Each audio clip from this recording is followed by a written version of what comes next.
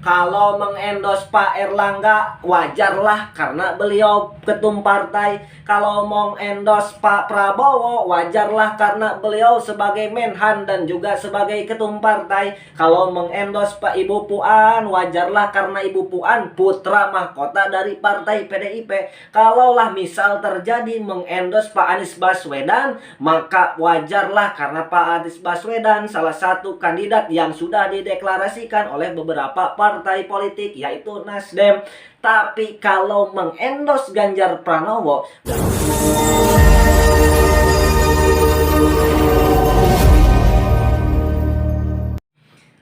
Assalamualaikum warahmatullahi wabarakatuh. Halo teman-teman, selamat datang kembali di channel Jabrun Official, channel yang akan membahas berbagai hal, kisah, sejarah, biografi tokoh, tragedi, peristiwa, serta aktivitas dan kegiatan lainnya tentunya yang terjadi di negara kita tercinta di Indonesia. Dan pada video kali ini kita akan membahas sedikit terkait dengan efek endorsement Presiden Joko Widodo yang dilakukan beberapa hari belakangan ini. Dan sebelum video ini lanjut, bagi teman-teman yang belum subscribe, silahkan subscribe terlebih dahulu, serta jangan lupa nyalakan lonceng notifikasinya agar ketika kami membuat video-video terbaru, teman-teman tidak ketinggalan untuk menontonnya. Oke teman-teman, beberapa belakangan ada sebuah pemberitaan terkait dengan relawan Pak Joko Widodo yang mendatangi Pak Menteri Ekonomi Pak Erlangga Hartarto, yang sekaligus beliau sebagai Ketua Umum Partai Golongan Karya atau Partai Golkar. Pasca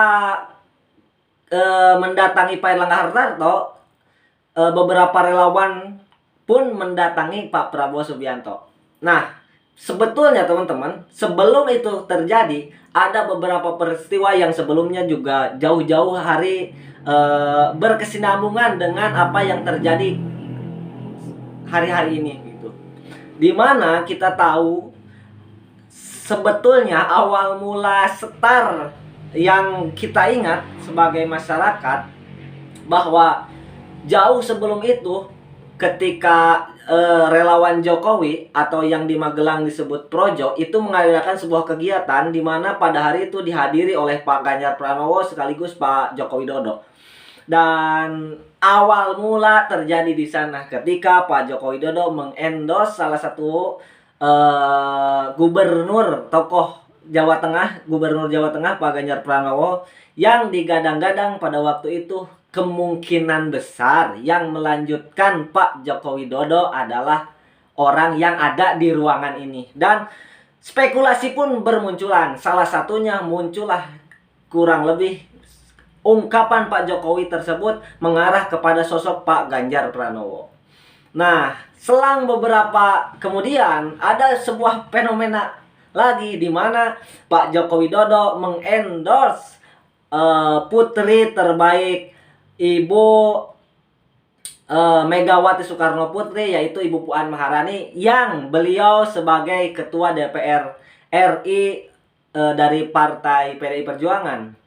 Dimana pada waktu itu kejadiannya pun sama, Pak Jokowi bersama Bu Puan ketika di IKN begitu. Dan orang pun berspekulasi antara isu pertama terkait dengan Ganjar yang akan dicalonkan dari Partai PDIP ternyata terpatahkan ketika Ibu Puan pun diendos oleh Pak Joko Widodo di IKN. Ternyata dari situlah muncul dua sosok nama yang akan melanjutkan dari PDIP, apakah Ibu Puan atau Pak Ganjar begitu. Ternyata pasca dua kejadian tersebut, kita kira itu adalah kejadian yang terakhir. Pak Joko Widodo ternyata melakukan endorsement yang ketiga kalinya. Kepada siapa? Kepada Pak Erlangga Hartarto. Dimana pada ulang tahun Partai Golkar, Pak Joko Widodo mengendorse pula Pak Erlangga Hartarto. Kemudian baru-baru terakhir Pak Joko Widodo itu menggemparkan kita semua, termasuk beberapa pengamat, termasuk masyarakat pula, bahwa ketika Pak Joko Widodo menghadiri ulang tahun Partai Perindo, beliau mengatakan, saya di Solo wali kota 2 kali menang. Naik lagi dibawa ke Jakarta 1 kali menang.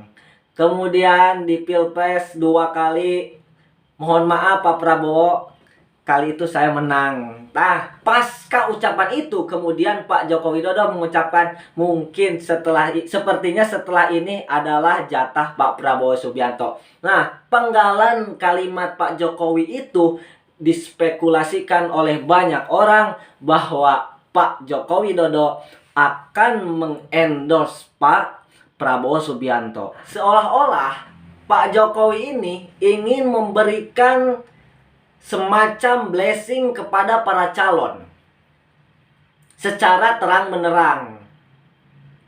Itu gak jadi masalah jika dilakukan oleh Pak Jokowi kepada semua calon. Jangan sampai ada calon yang seolah-olah eksklusi, seolah-olah tidak mendapatkan dukungan dari istana. Nah, dalam perkara hal ini siapa yang dirugikan? Pak Anies Baswedan.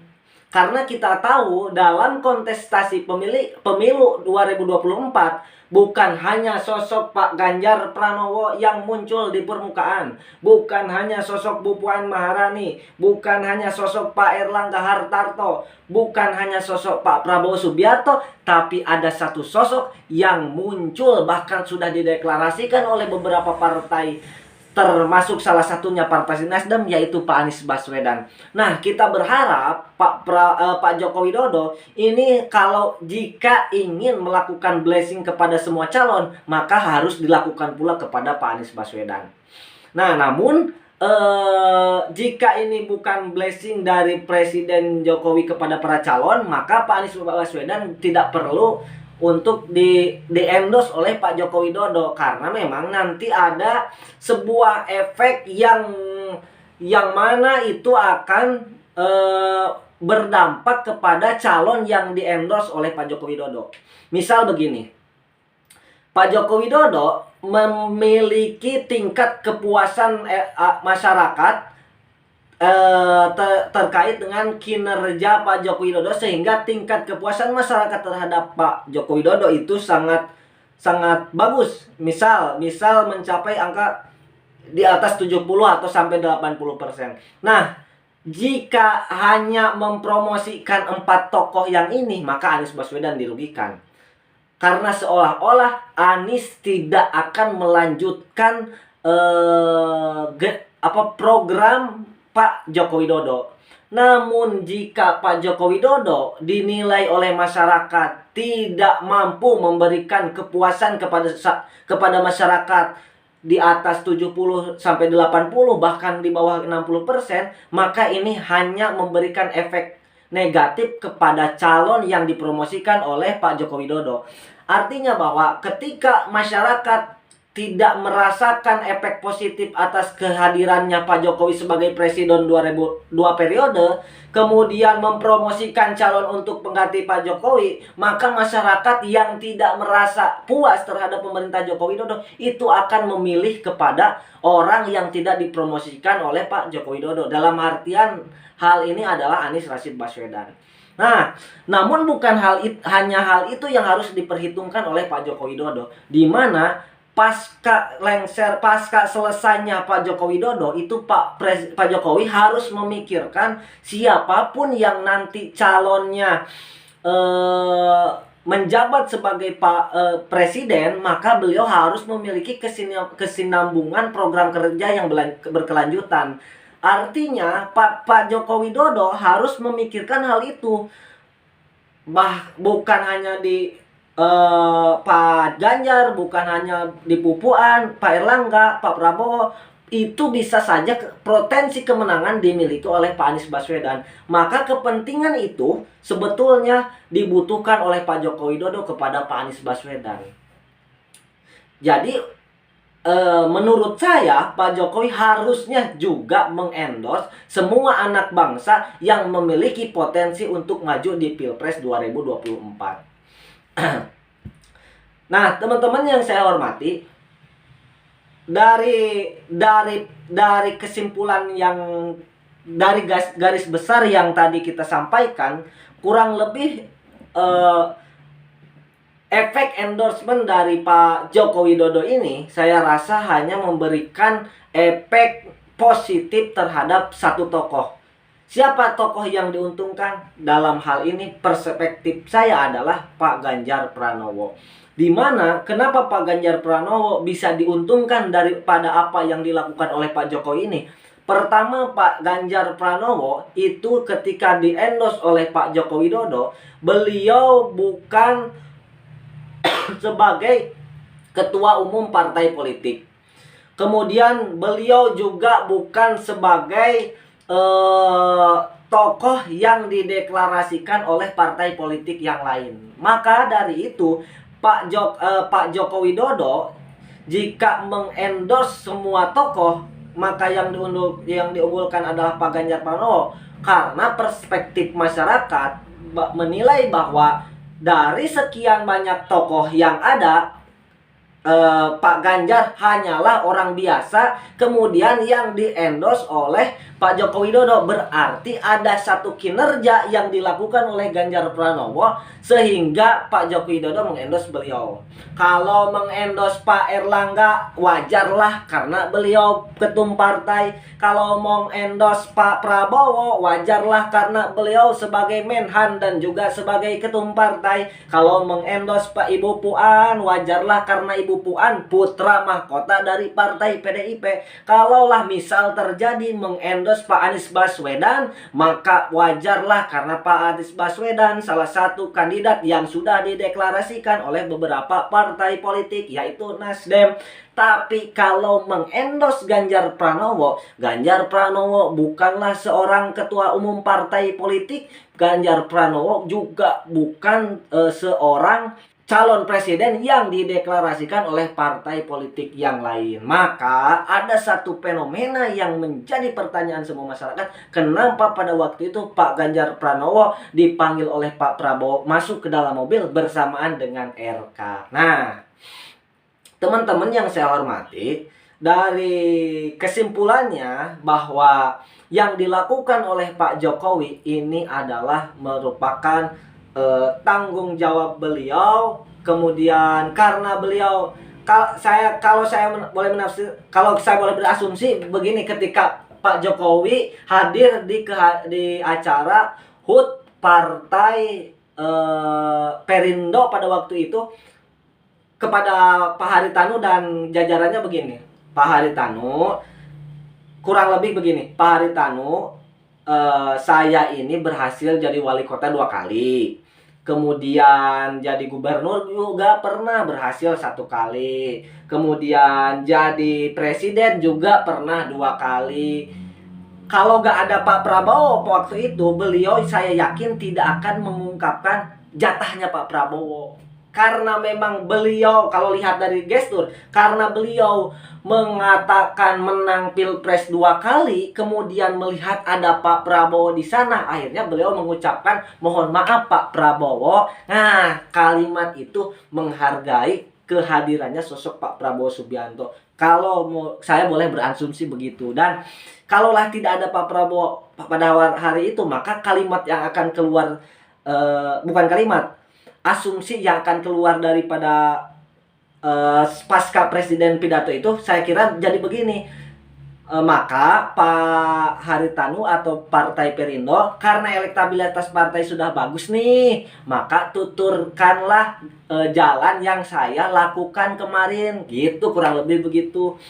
Karena kan sebelumnya Pak Joko Widodo menyinggung elektabilitas Partai Perindo yang naik sangat signifikan dari Litbang Kompas kalau tidak salah beliau mengutipnya gitu. Namun karena ada Pak Prabowo, maka ada celutukan ke sana begitu. Jadi bukan endorsement secara serius sebagaimana yang dilakukan ketika di Jawa Tengah begitu. Itu hanya penghormatan beliau sebagai kepala negara kepada lawan politiknya ketika 2019 yang pada waktu ulang tahun Perindo hadir, menghadiri undangan sebagai Menhan, pun kata beliau dua-duanya sebagai Ketua Umum Gerindra. Jadi bukan hanya sebagai Menhan ataupun bukan hanya sebagai Gerindra. Nah, itu teman-teman dari hasil analisa yang bisa saya sampaikan. Jadi kalau ini blessing dilakukan oleh Pak Joko Widodo terhadap terhadap semua kandidat, maka saya rasa perlu dilakukan kepada semua kandidat, karena Joko Widodo bukan hanya melihat nanti siapa yang akan dicalonkan dari partainya saja, tapi harus menilai siapa yang akan nanti melanjutkan program beliau gitu. Harus ada yang berkesinambungan. Yang kedua adalah efek positifnya, jika hanya dilakukan kepada 4 tokoh saja, maka ada efek positif dan efek negatif. Jika ingin berhasil memblessing kepada 4 calon saja, maka Pak Jokowi harus meningkatkan elektabilitas kepuasan masyarakat terhadap kebijakan pemerintah yang diberikan oleh masyarakat. Jadi ketika memblessing 4 calon, maka akan berhasil mereka, masyarakat atau saya akan merasakan bahwa ketika dipimpin Jokowi sangat bagus, sangat puas, maka layak ketika saya memilih kembali di 2024 sosok yang di endorse oleh Pak Joko Widodo. Tapi ketika kepuasan publik terhadap Pak Joko Widodo rendah, maka percuma meskipun dipromosikan oleh Pak Joko Widodo, itu tidak akan berhasil. Sebagaimana beberapa presiden sebelum Pak Joko Widodo, ada beberapa presiden yang elektabilitas tingkat kepuasan masyarakatnya di bawah 70%, sehingga beliau calon presiden itu tidak pede untuk menendorse calon kandidat siapa begitu.